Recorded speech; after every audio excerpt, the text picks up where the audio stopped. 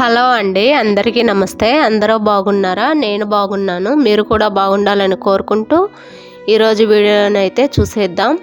ఈరోజు వీడియోలో సింపుల్గా ఈజీగా ఆలు టమాటా కర్రీ ఎలా చేసుకోవాలో చూద్దామండి. చాలా ఈజీ అండి. దానికోసం నేను ఆలు టమాటా పచ్చిమిర్చి తీసుకున్నాను. ఆలు కట్ చేసుకుంటున్నానండి. తర్వాత టమాటా కట్ చేస్తున్నాను.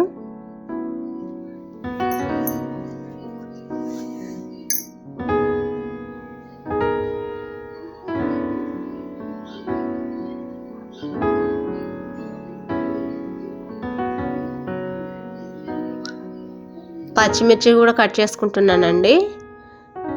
చాలా టేస్ట్గా ఉంటుంది కర్రీ అయితే. చాలా సింపుల్ అండ్ ఈజీ అండి.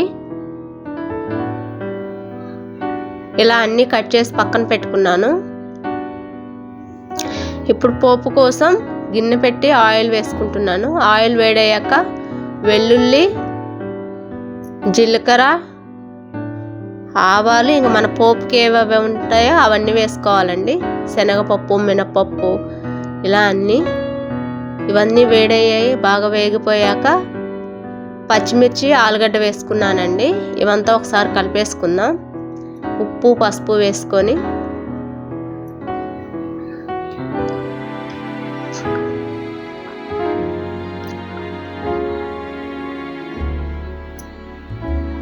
నేను ఫస్ట్ టమాటా వేయలేదండి.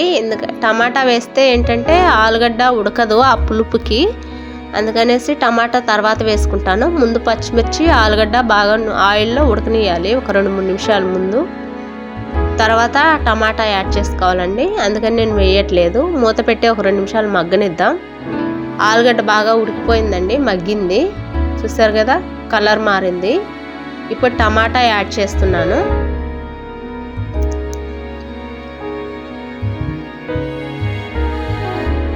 టమాటా అంతా వేసాక ఒకసారి కలిపేసుకోవాలి బాగా.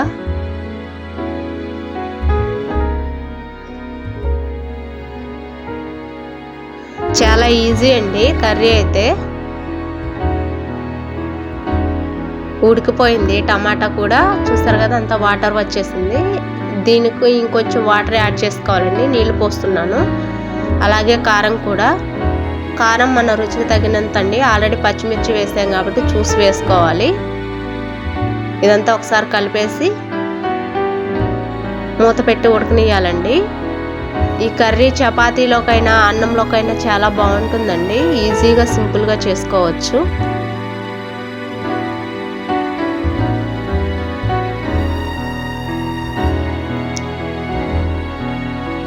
గరం మసాలా కూడా యాడ్ చేస్తున్నానండి నేను. ఒక 2 స్పూన్స్ గరం మసాలా యాడ్ చేయాలి టేస్ట్ కోసం.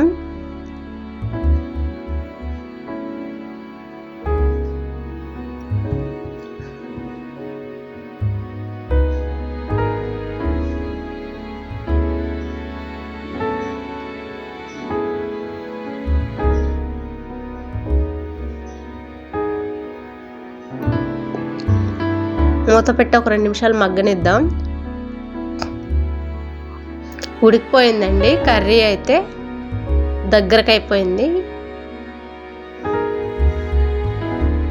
చూసారు కదా, అంతా వాటర్ అంతా ఉడికిపోయింది. ఆలుగడ్డ మెత్తగా.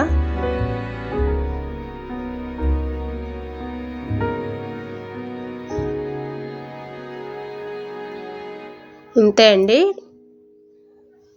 ఈ వీడియో కనుక నచ్చినట్లయితే లైక్ చేయండి, షేర్ చేయండి, సబ్స్క్రైబ్ చేయండి ఫ్రెండ్స్. చాలామంది చూస్తున్నారు కానీ ఎవరు సబ్స్క్రైబ్ చేసుకోవట్లేదు. Please subscribe me.